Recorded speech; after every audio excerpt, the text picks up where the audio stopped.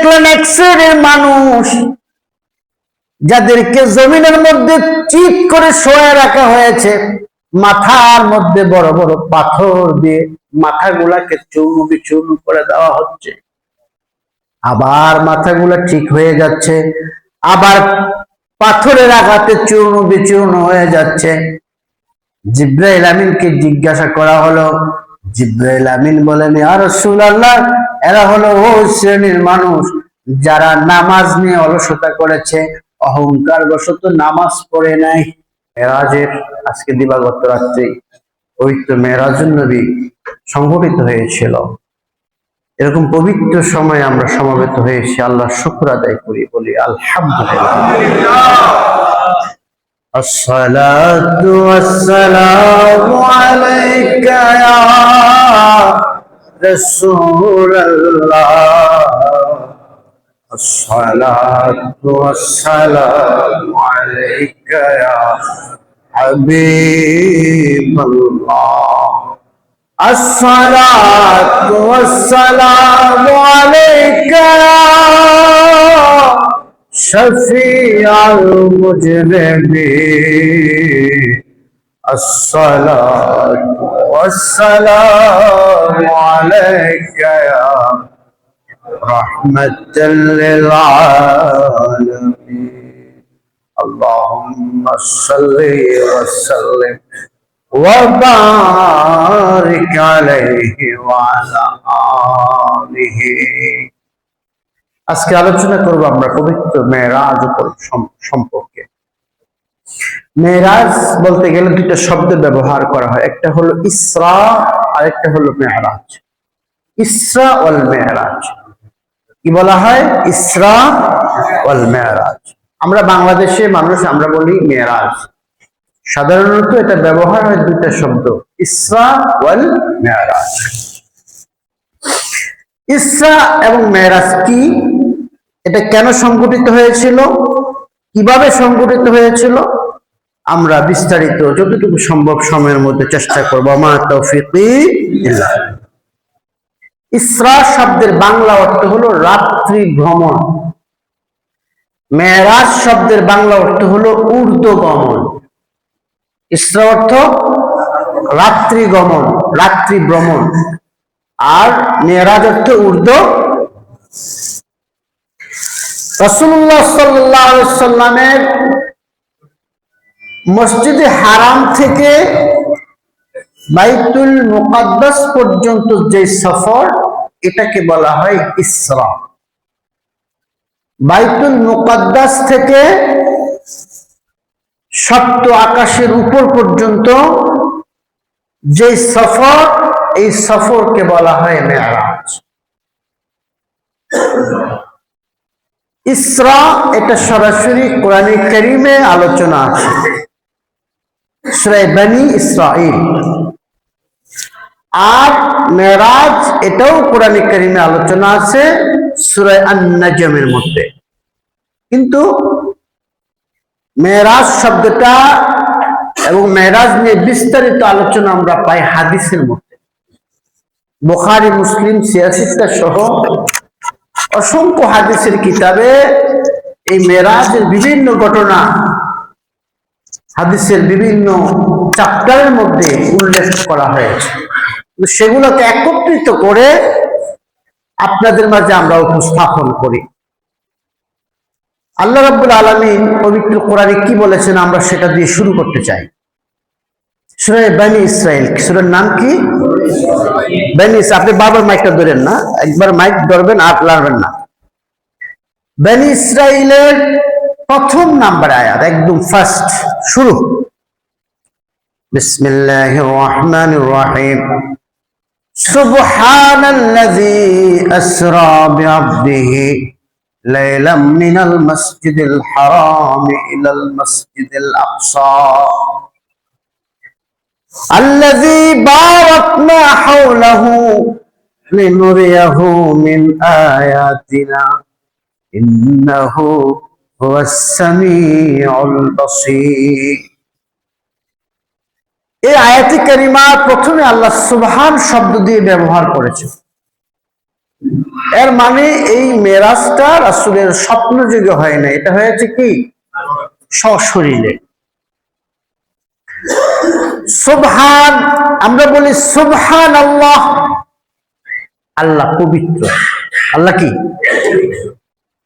আল্লাহ এখানে বলেছেন সুবহানাল্লাযী, ওই প্রভু, ওই আল্লাহ পবিত্র যিনি আসরা, রাত্রি ভ্রমণ করিয়েছেন, বিআবদিহি, তার বান্দাকে, লাইলাম মিনাল মসজিদিল হারাম, রাত্রি বেলায় মসজিদে হারাম থেকে এলাম মসজিদুল আকসা, মসজিদে আকসা পর্যন্ত। বলেন সুবহানাল্লাহ। আয়াতে কারিমে আল্লাহ সুবহান শব্দ দিয়ে ব্যবহার করার কারণ হলো, এটা সাধারণ কোনো ঘটনা নয়, এটা একটা আশ্চর্যজনক ঘটনা, বিস্ময়কর ঘটনা, প্রায় অসম্ভব ঘটনা, যেটা আল্লাহ রাব্বুল আলামিন আল্লাহর হাবিবের মাধ্যমে ঘটিয়েছেন। এটা আল্লাহ রাসূলের জীবনের একটা মুজিজা। সকল নবীদের মুজিজা ছিল, আমার দয়াল নবীর মুজিজা অসংখ্য মুজিজার মধ্যে একটা মুজিজা হলো পবিত্র মেরাজ। এজন্য আল্লাহ বলেছেন সুবহান। যদি স্বপ্ন যুগে মেরাজ হতো তাহলে আশ্চর্যের কিছুই হতো না, কারণ স্বপ্নে অনেক জায়গায় মানুষ ভ্রমণ করে কি করে না। স্বপ্নে মানুষ মক্কা মদিনা জিয়ারতে যায়, স্বপ্নে মানুষ বিভিন্ন দেশ বিদেশ ভ্রমণ করে, কিন্তু এর জন্য কোনো ব্যক্তি আশ্চর্য হয় না, কারণ এটা নরমাল, ঠিক কিনা বলেন? কিন্তু আল্লাহ তাবারক ওয়া তাআলা বলেছেন সুবহানাল্লাযী, আশ্চর্যজনক ঘটনা, তার মানে এটা স্বপ্ন যুগে হয় না, এটা সশরীরে হয়েছিল। আল্লাযী আসরা বিআবদিহি লাইলাম মিনাল মসজিদিল হারাম ইলাল মসজিদিল আকসা। আল্লাহ বলেন বিআবদিহি, তার বান্দাকে। আব্দ হলো আল্লাহর বান্দা। এই আব্দ শব্দটা এমন একটা সম্মানিত শব্দ, আল্লাহর মাখলুকাতের মধ্যে মানুষ হলো আব্দ, আর মানুষের মধ্যে শ্রেষ্ঠ আব্দ হলো মুহাম্মাদুর রাসূলুল্লাহ। এই আব্দ শব্দটা রূহের ক্ষেত্রে ব্যবহার হয় না, শুধু শরীরের ক্ষেত্রে ব্যবহার হয় না। রূহ এবং শরীর, জিসম এবং রূহ, দুইটার সমন্বয়কে বলা হয় আব্দ। শুধু রূহ হলে বলতো রূহ, শুধু জিসম হলে বলতো জিসম। আল্লাহ এখানে রূহ শব্দটাও ব্যবহার করেন নাই, জিসম শব্দটাও ব্যবহার করেন নাই। আল্লাহ বলেছেন বিআবদিহি, মানে হলো দয়াল নবীর শরীর মুবারকের রূহ ছিল, অর্থাৎ সশরীরে দয়াল নবীর মেরাজ সংঘটিত হয়েছে। লাইলাম মিনাল মসজিদিল হারাম ইলাল মসজিদিল আকসা, রাতের কিছু সময় মসজিদে হারাম থেকে আল্লাহ মসজিদে আকসায় নিয়ে গিয়েছিলেন। আমার আল্লাহ বলেন আমি রাব্বুল আলামিন বারাকনা হাওলাহু, এই জায়গার মধ্যে চতুর্দিকে বরকত আমি ঢেলে দিয়েছি, এই ভ্রমণে আমি বারাকা ঢেলে দিয়েছি। বলেন সুবহানাল্লাহ। কেন ভ্রমণ করাইলেন আল্লাহ রাব্বুল আলামিন? আল্লাহ বলতেছেন লিনুরিয়াহু মিন আয়াতিনা, আমি আমার নিদর্শন বলি, আমি আমার সৃষ্টির রহস্য আমার হাবিবকে দেখাবো। রাসূলুল্লাহ সাল্লাল্লাহু আলাইহি ওয়াসাল্লামের মেরাজ সশরীরে হয়েছে, এটা দুইটা দলিল দিলাম। একটা হলো সুবহান শব্দটা ব্যবহার করেছেন আল্লাহ, আরেকটা বিআবদিহি শব্দটা ব্যবহার করেছেন। আরেকটা দলিল হলো দয়াল নবীর মেরাজ হয়েছিল বুরাকের মাধ্যমে, রফরফের মাধ্যমে। বুরাক বেহেশতি বাহন, এই বেহেশতি বাহন দিয়ে নবীজিকে নিয়ে যাওয়া হয়েছে। যদি রুহানি ভাবে মেরাজ হতো তাহলে কোনো বাহনের প্রয়োজন ছিল না। এই বাহন দিয়ে দয়াল নবীকে নিয়ে যাওয়ার অর্থ হলো দয়াল নবীকে সশরীরে বাইতুল মুকাদ্দাস মসজিদে হারাম থেকে সেই আকাশের ভ্রমণ আল্লাহ পাক করিয়েছে। এরপরে এটা হলো 3 নাম্বার দলিল। 4 নাম্বার দলিল হলো যদি স্বপ্ন যুগে মেরাজ হতো তাহলে মক্কার কাফেররা অস্বীকার করতো না। মক্কার কাফেররা যখন জানলো বাইতুল মুকাদ্দাস হলো 1 মাস, বাইতুল মুকাদ্দাস হেরেম থেকে মসজিদে হারাম থেকে 1 মাসের দূরত্বের রাস্তা, 1 মাসের দূরত্বের রাস্তা এক রাত্রে কোনোভাবে অতিক্রম করা সম্ভব না। এজন্য তারা মনে করলো এটা মিথ্যা কথা, বানানো ঘটনা। যদি স্বপ্ন যুগে হতো তাহলে মিথ্যার কোনো অবকাশ ছিল না, কারণ স্বপ্ন যুগে তো যাইতেই পারে। এই কাফেরেরা মিথ্যা প্রতিপন্ন করলো, তার মানে এটা স্বপ্ন যুগে ছিল না, এটা ছিল সশরীরে। কি ছিল? সশরীরে ছিল। এই 4টা প্রমাণ আপনাদেরকে পেশ করলাম। তারপরে আল্লাহ হাবিবকে কেন মেরাজ করাইলেন আল্লাহ? 1 নাম্বার বলেছি, 1 নাম্বার পয়েন্ট, লিনুরিয়াহু মিন আয়াতিনা, আল্লাহ পাকের নিদর্শন সমূহ আল্লাহ দেখানোর জন্য। আল্লাহ নিদর্শন আল্লাহ দেখাবেন, এই জন্য নবীজিকে নিয়ে গেছে। এই 1 নাম্বার পয়েন্ট। 2 নাম্বার পয়েন্ট হলো দয়াল নবীজির সম্মান সৃষ্টি জগতের মাঝে প্রকাশ করার জন্য। আল্লাহর হাবিবের শান সকলের উপরে, কোন নবীর এরকম মেরাজ হয় নাই। হইছে?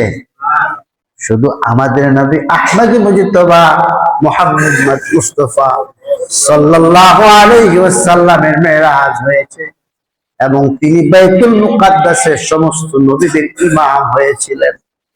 এর দ্বারা আকাশ ভ্রমণ করে আল্লাহ সমস্ত সৃষ্টির মাঝে ঘোষণা দিয়ে দিলেন আমার হাবিবের মর্যাদার সমান কেউ হতে পারে। 3 নাম্বার কারণ, 3 নাম্বার কারণ হলো দয়াল নবী যেই বছর মেরাজে গিয়েছিলেন সেই বছরকে বলা হয় শোকের বছর। কি? শোকের বছর, আমুল হুজন বলা হয়। এখন এখানে আরেকটা ঘটনা বলে নিই, মেরাজটা কখন হয়েছিল, তাইলে আরো সহজ হবে বুঝতে। মেরাজ হয়েছিল দয়াল নবীর বয়স যখন 50 বছর। কত বছর?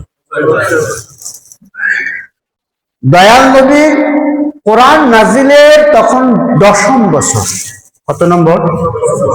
অর্থাৎ কোরআন নাজিল হয়েছে রাসূল সাল্লাল্লাহু আলাইহি ওয়াসাল্লামের 40 বছর বয়স। সুতরাং 10 নাম্বার বছরে 10ম বছরে নবীজির বয়স তখন কত? 50। এই সময় মেরাজ হয়েছে এবং সেটা মক্কা থেকে মদিনা হিজরতে আগে হয়েছে।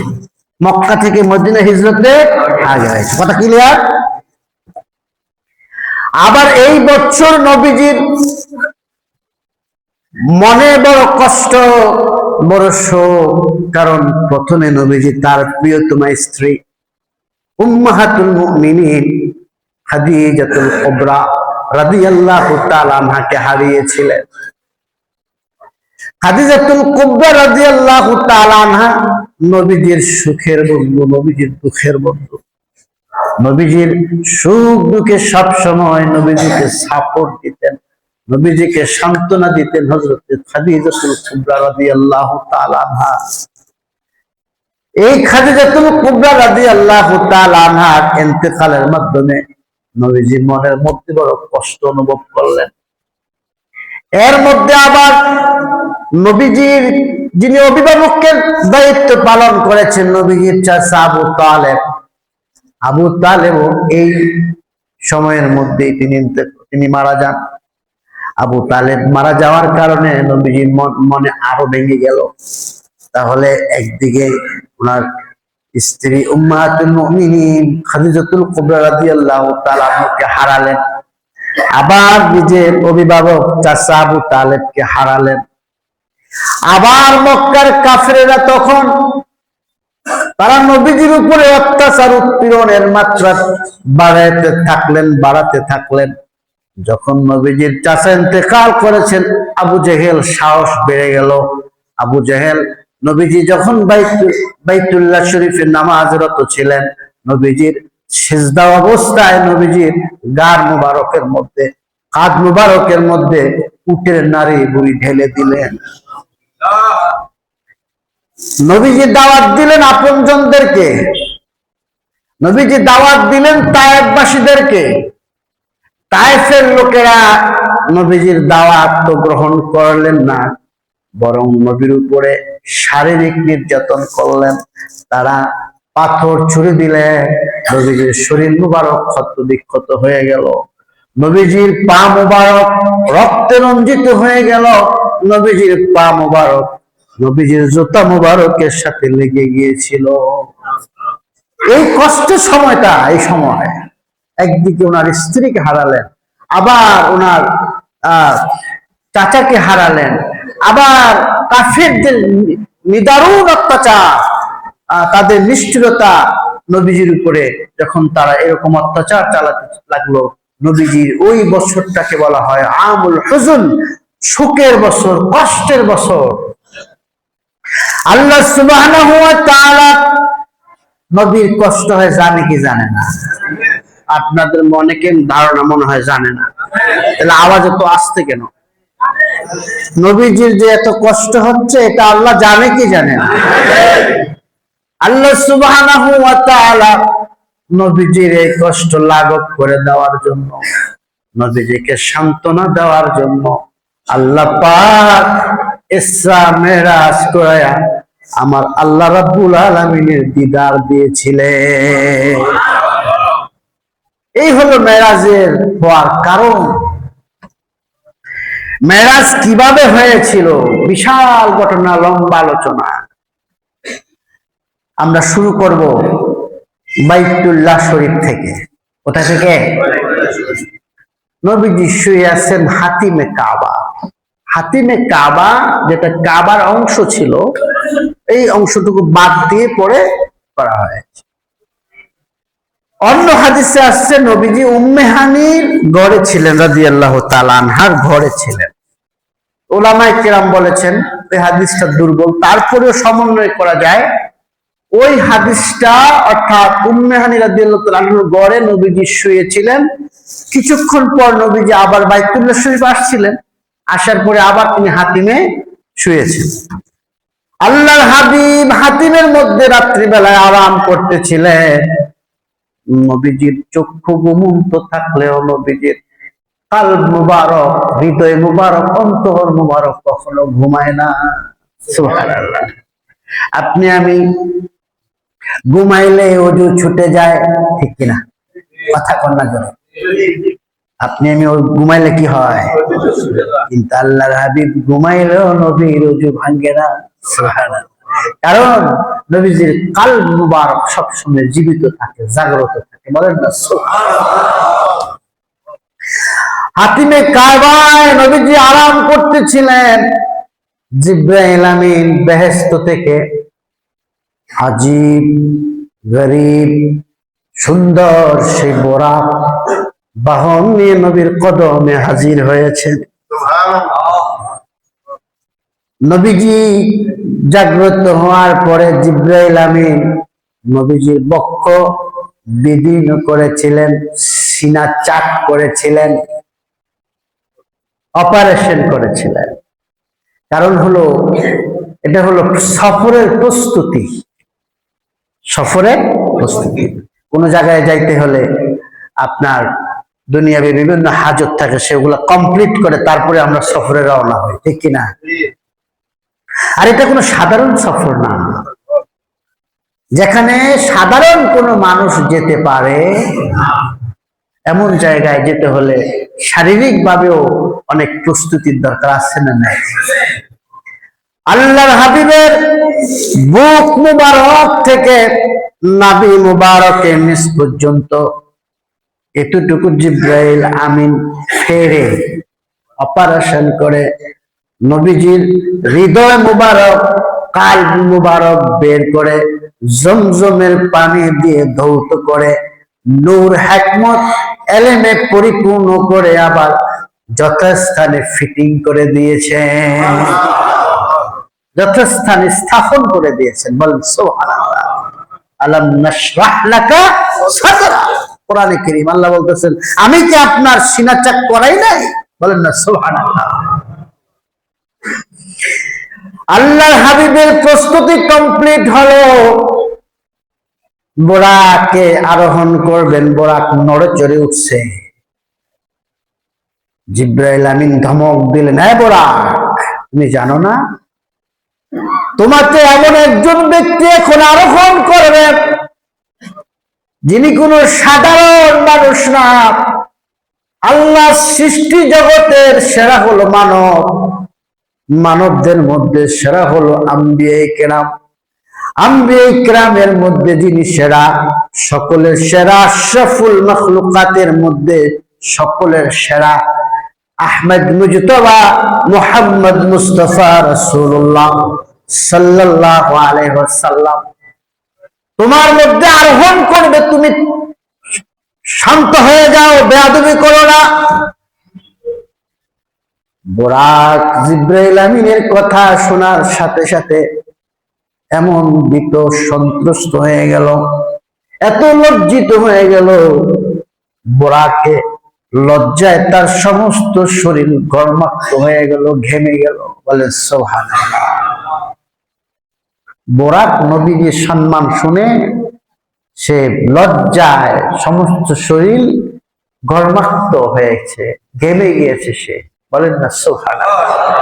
আর আমরা নবীর উম্মত হয়ে নবীকে সাধারণ মানুষের সাথে তুলনা দিই। বলেন না নাউজুবিল্লাহ। নবীর শান বুঝার আমাদের ক্ষমতা নেই। নবীজি শান দিয়েছেন কে? আমরা নবীর উম্মত হয়েছে, এটা আমাদের জন্য সৌভাগ্য, আমাদের রাজকপাল, আমাদের কপাল এত ভালো যে কোনো দরখাস্ত দেওয়া লাগে নাই। আল্লাহ পাক দয়াল নবীর উম্মত হিসেবে আমাদেরকে পাঠিয়েছেন। সুবহানাল্লাহ। আবার সেই নবীর শান এটা বুঝবে কে? যার কপাল পোড়া, সে কি বুঝবে? কপালে তো থাকতে হবে, কি বলেন ঠিক কিনা? যাই হোক, নবীজি বোরাকে আরোহণ করেছেন। বোরাক জিনিসটা কি? বোরাক এটা বেহেশত থেকে আনিত একটা বাহন, একটা জন্তু, একটা প্রাণী, যার এত বেশি গতিবেগ, যাকে বোরাক বলা হয়। বারকুন থেকে বোরাক, বোরাক মানে বিদ্যুৎ চমক। বিদ্যুতের গতি যেমন, বিদ্যুতের গতি হলো আলোর গতি, বিদ্যুতের গতি প্রায় এক। আলোর গতি হলো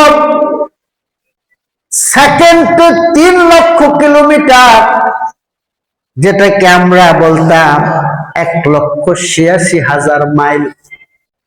1,86,000, প্রায় 3 লক্ষ কিলোমিটার। একটা সেকেন্ডে আলো 3 লক্ষ কিলোমিটার যায়। এজন্য সূর্য থেকে পৃথিবীতে আলো আসতে সময় লাগে 8 মিনিটের চেয়ে একটু বেশি। 8 মিনিট চেয়ে একটু বেশি। বোরাকের গতি তার চেয়েও বেশি না কম? এটা আল্লাহ প্রদত্ত বাহন। দেখেন এখানে অনেক কিছু চলে আসে। বিজ্ঞানীরা আবিষ্কার করেছেন মাত্র সেদিন, বিজ্ঞানীরা আবিষ্কার করেছেন যে মধ্যাকর্ষণ শক্তি অতিক্রম করার জন্য দ্রুতগামী বাহনের প্রয়োজন। ঠিক কিনা বলেন?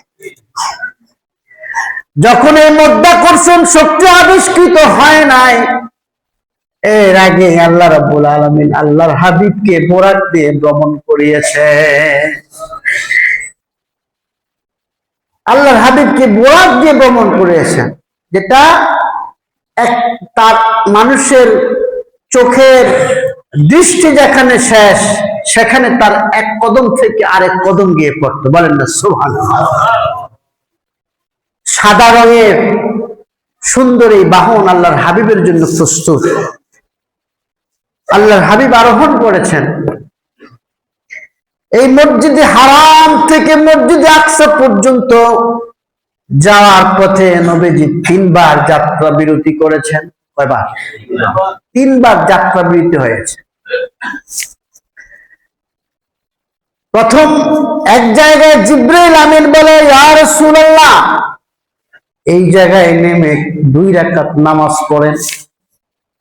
জায়গাটা খেজুর গাছের বাগান দিয়ে ভরা, খেজুর গাছে ভরপুর, সবুজ শ্যামল সুন্দর একটা এলাকা। জিবরাইল বলেন, আপনি 2 রাকাত নামাজ পড়েন। নবীজি 2 রাকাত নামাজ পড়েছেন। জিবরাইল আমিন জিজ্ঞাসা করে, আতাদরি আইনা সাল্লাইত? জিবরাইল আমিন বলে, আপনি কি জানেন আপনি কোথায় নামাজ পড়লেন? আল্লাহ রাসূল বললেন, আল্লাহু আ'লাম, আল্লাহই ভালো।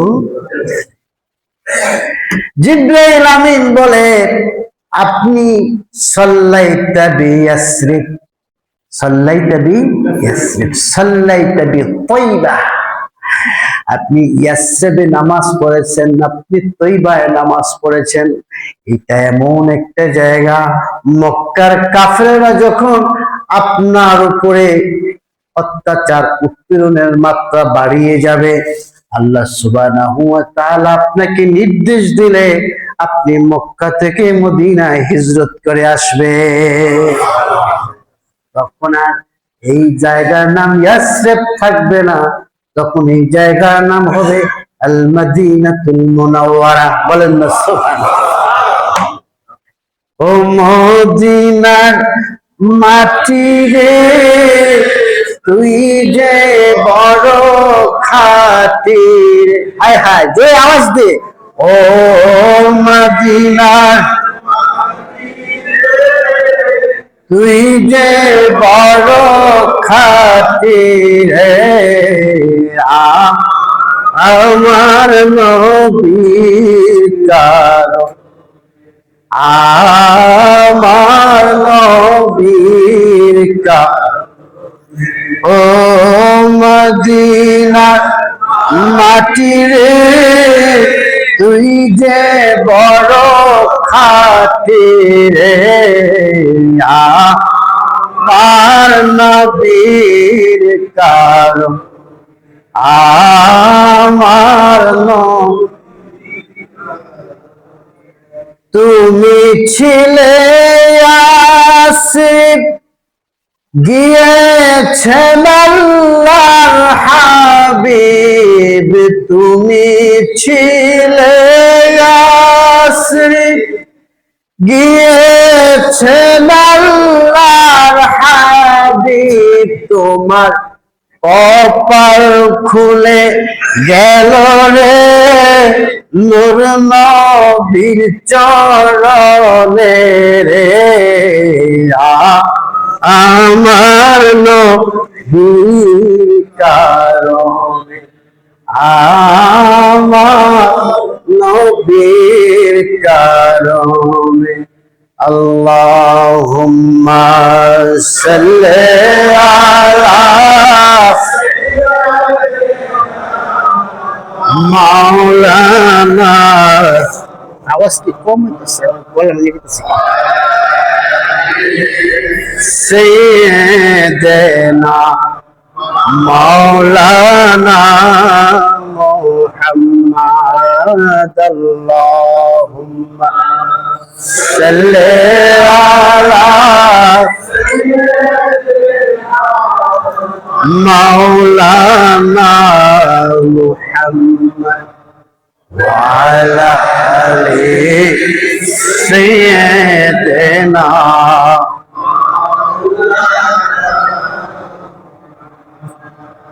নবী ইয়াসরিব পৌঁছেছেন কোথায়? মদিনা। মদিনা পৌঁছেছেন, সেখানে 2 রাকাত নামাজ পড়লেন। সাউন্ড কি বাড়ানো আছে না কমানো?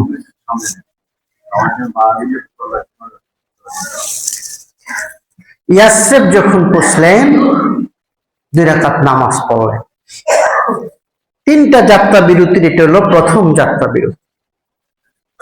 তারপরের যাত্রা বিরতি হলো কোথায়? তুর সিনা। কোথায়?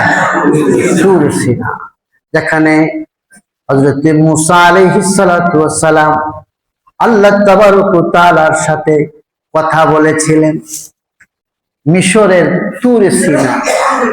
সিনা একটা মুহাফাজা জেলা আছে মিশরের, ইজিপ্ট, সেখানের এই তুর একটা অঞ্চল, এই অঞ্চলে একটা পাহাড় যেটাকে বলে জাবালে তুর বা জাবালে মুসা। এই তুরে সিনায় নবীজি 2 রাকাত নামাজ আদায় করলেন। আবার সামনে অগ্রসর হলেন। জিবরাইল আমিন বললেন, ইয়া রাসূলুল্লাহ, এই জায়গায় 2 রাকাত নামাজ আদায় করেন। নবীজি 2 রাকাত নামাজ পড়লেন। জিবরাইল বলেন, ইয়া রাসূলুল্লাহ, কোথায় নামাজ পড়েছেন, জানতে পেরেছেন? আল্লাহু আলাম, আল্লাহই ভালো জানে। জিবরাইল আমিন বলে, এটা এমন একটা জায়গা যেই জায়গায় হযরত ঈসা আলাইহিস সালামের জন্ম হয়েছে। বাইতুল লাহম, এটাকে বলে বেতেলহাম, এখন বলে বেতেলহাম। বাইতুল লাহম, এই বাইতুল লাহমে আল্লাহর হাবিব 2 রাকাত নামাজ পড়লেন। এটা হলো ঈসা নবীর জন্মস্থান। ঈসা নবীর জন্মস্থান, ঈসা নবীর জন্মস্থানে কেন আল্লাহর হাবিব 2 রাকাত নামাজ আদায় করলেন?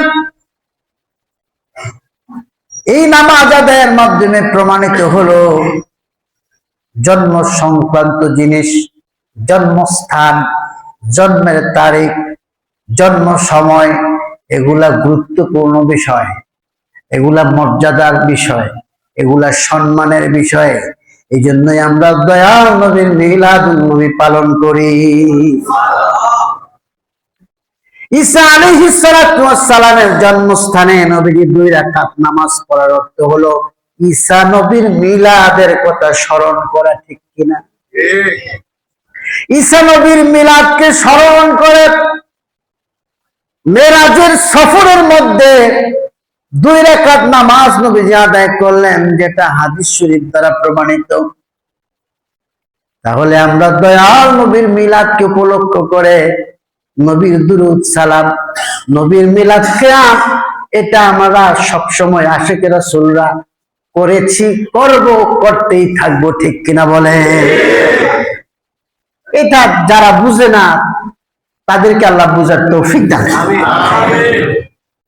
3টা যাত্রা বিরতির পরে এবার লাস্ট স্টেপ, এটা হলো বড় যাত্রা বিরতি। এরপরে আবার উপরের দিকে উঠবে বাইতুল মুকাদ্দাস। জিবরাইল আমিন একটা পাথরের মধ্যে ছিদ্র করে বোরাককে সেখানে বেঁধে আল্লাহর হাবিবকে নিয়ে বাইতুল মুকাদ্দাস মসজিদে গেলেন। সেখানে গিয়ে দেখেন সমস্ত নবী রাসূলরা আমার দয়াল নবীর জন্য অপেক্ষমান আছে। সবাই কাতারে দাঁড়িয়ে গেল। নামাজ পড়াবে কে? কেউই সামনে যায় না, সবাই কাতারে দাঁড়িয়ে আছে, নামাজ পড়বে।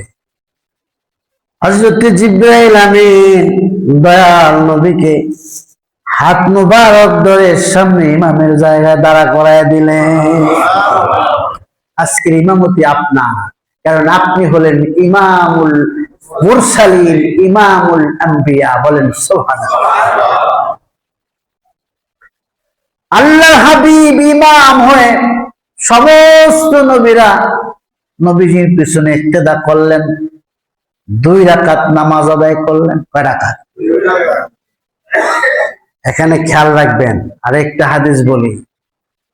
আল্লাহর হাবিব যখন আসতেছিলেন, আসার মধ্যে অনেক কিছু দেখেছিলেন। এর মধ্যে একটা দৃশ্য দেখেছিলেন যে মুসা আলাইহিস সালাতু ওয়াস সালাম, মুসা নবীর কবরের মধ্যে ওহুয়া কায়েমুন ইউসাল্লি ফি কবরিহি, দাঁড়িয়ে দাঁড়িয়ে কবরের মধ্যে নামাজ আদায় করতেছে।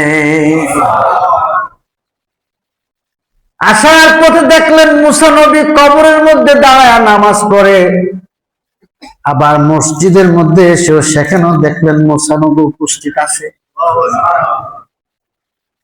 আবার আল্লাহর হাবিব যখন 6ষ্ঠ আসমানে যান, তখন গিয়ে দেখেন সেখানে মুসা কালিমুল্লাহ উপস্থিত আছে। মুসা নবী কবরের মধ্যেও আছে, বাইতুল মুকাদ্দাসেও আছে, ষষ্ঠ আসমানেও সত্য না মিথ্যা? সহিহ হাদিস দ্বারা সাব্যস্ত, একটা অস্বীকার করতে পারবে না। কবরের মধ্যে নামাজ পড়ে, সহিহ হাদিস। আবার বাইতুল মুকাদ্দাসের সমস্ত নবীরা নামাজ পড়েছেন, এটাও সহিহ হাদিস। আবার দয়াল নবী সেখানে নামাজ 50 ওয়াক্ত থেকে 5 ওয়াক্ত কার মাধ্যমে কমেছে সেটা সবাই জানে কি জানে না? সহিহ হাদিস। ষষ্ঠ আসমানে মুসা কালিমুল্লাহ, মুসা আলাইহিস সালাতু ওয়াস সালামের চেয়ে আমার নবী শ্রেষ্ঠ কিনা? মুসা নবী কবরেও থাকতে পারে, বাইতুল মুকাদ্দাসেও থাকতে পারে, ষষ্ঠ আসমানে মুহূর্তের মধ্যে চলে গেল। কিভাবে? এই যদি কেউ মেরাজ এবং ইসরা এটাকে স্টাডি করে, দয়াল নবী মদিনা মুনাওয়ারা থেকে উম্মতের খবর জানে কি জানে না, এটা আর প্রশ্ন করার অবকাশ রাখে না।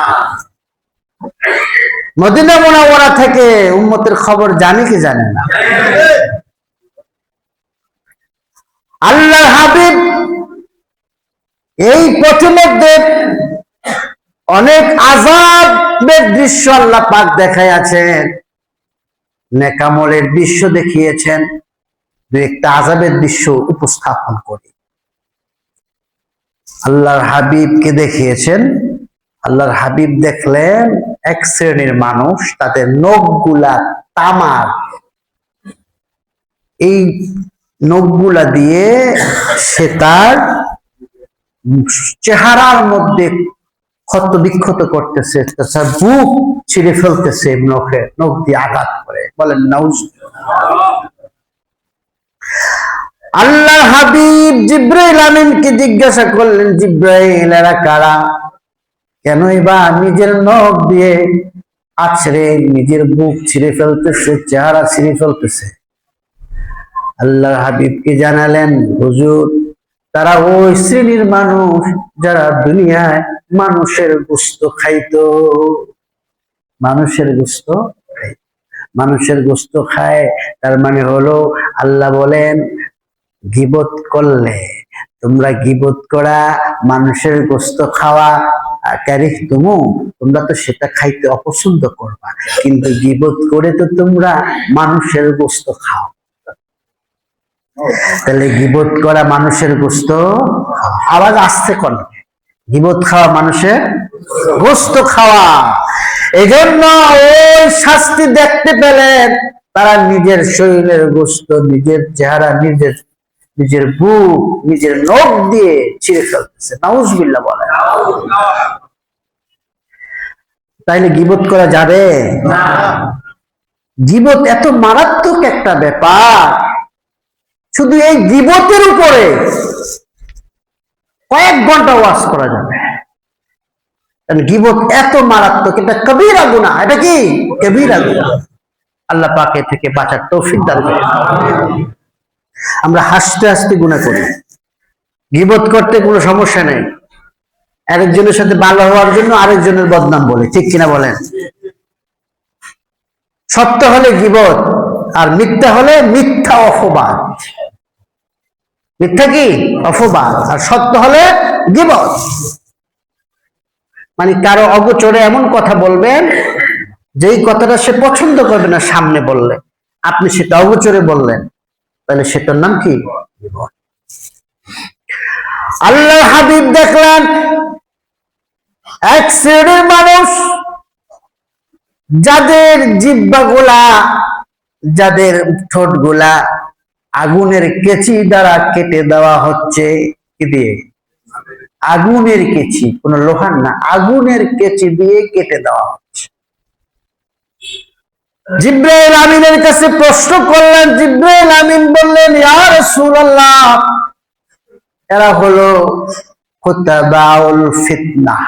খুতাবাউল ফিতনা মানে খতিব, খতিবের প্লুরাল বহু বচন হলো খুতাবা, যারা বক্তা। এই বক্তা যারা ফিতনা তৈরি করে বক্তব্যের মাধ্যমে, নাউজুবিল্লাহ বলে, দেখবেন এক একজন খতিব এক একটা মাইক হলো তাদের অস্ত্র। মাইকটা কি অস্ত্র? অস্ত্র যেভাবে মনে চায় চালানো যায়, ঠিক কিনা? এই অস্ত্র চালানোর ক্ষেত্রে বড় সাবধান। এজন্যই অপরিপক্ক বক্তাদের কাছে মাইক দেওয়া ঠিক না। ছোট বাচ্চাদের হাতে ব্লেড দিলে যেমন যে কোনো অ্যাক্সিডেন্ট করে ফেলতে পারে, ঠিক কিনা? এই জন্য অপরিপক্ক দেখবেন ছোট ছোট এখন গিঞ্চি বক্তা, পিচ্ছি বক্তা, 2 ইঞ্চি বক্তা, 5 ইঞ্চি বক্তা আছে না নেই? খুব সাবধান। আর মানুষও উৎসুক। কারণ হলো মানুষ তো ওয়াজ শুনতে যায় না, যায় নাটক দেখতে। কি দেখতে যায়? এক একটা ওয়াজ মনে হয় যেন এটা নাট্য মঞ্চ। নাউজুবিল্লাহ বলে, এটা তো কথা ছিল না। আল্লাহর হাবিব সাল্লাল্লাহু আলাইহি ওয়াসাল্লামের যে আদর্শ, ওই আদর্শের মধ্যে থেকে বক্তব্য দিতে হবে, ঠিক কিনা বলেন? আল্লাহুম্মা সাল্লি আলা মাওলানা মুহাম্মদ আলা আলি সাইয়্যিদিনা।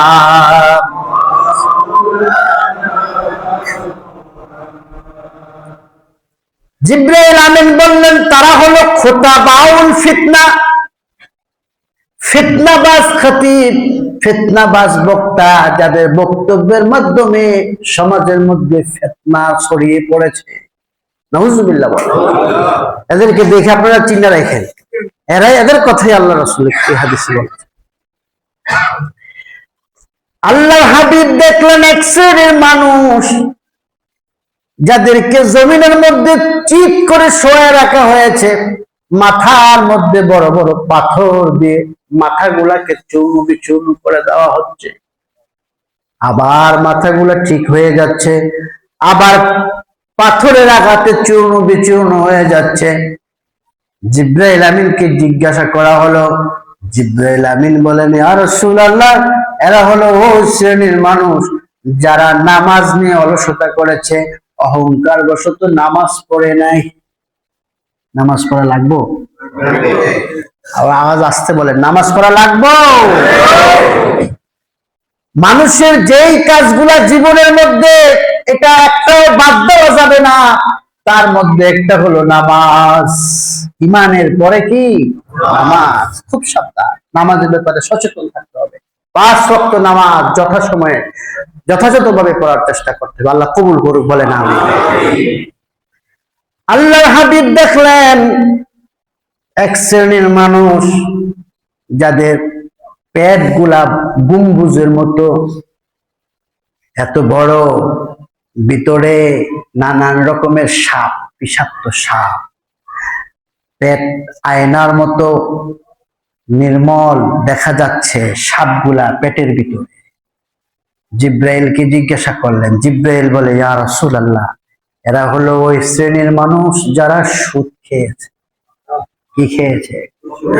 সুদ খেয়েছে যারা। নাউজুবিল্লাহ বলেন। সুদের ওয়াজ বহু শুনেছেন, কিন্তু আমলের খবর নাই। ব্যাংকে টাকা রাখলেও সেখানে সুদ আছে না? তারপরে এখন তো অনেকে সুদকে হাদিয়া, ইন্টারেস্ট, নানান নাম দিয়ে বক্ষণ করে। নাউজুবিল্লাহ। ঘুরেয়া ফিরেয়া এরপরে খায়। আল্লাহ আমাদেরকে হেফাজত করুন। আল্লাহর হাবিব দেখলেন এক শ্রেণীর লোক আগুন খাচ্ছে। কি খাচ্ছে? জিবরাইল বলেন, এরা হলো ওই শ্রেণীর মানুষ যারা এতিমের মাল বক্ষণ করেছে। এতিমের মাল বক্ষণ করা মানে আগুন বক্ষণ করা। নাউজুবিল্লাহ। খুব সাবধান। এই কথাগুলো বলার উদ্দেশ্য হলো আমল করা। কি করা? আমল করা। ভাই, আমরা আমল করতে পারি কিনা? আমল করবো ইনশাআল্লাহ। ইনশাআল্লাহ এগুলো থেকে বাঁচতে হবে। আল্লাহর হাবিব দেখলেন এক শ্রেণীর মানুষ, তাদের এক পাশে ভালো ভালো খাবার দেওয়া আছে, আর এক পাশে পচা গান্দা খাবার দেওয়া আছে। কিন্তু লোকগুলা তুই বোকা, ওই ভালো খাবার রেখে পচা গান্দা খাবার গুলা খাচ্ছে। রাসূলুল্লাহ জিবরাইল আমিনকে বললেন, ও জিবরাইল, এরা কেন ভালো খাবার রেখে পচা খাবার গুলা খায়?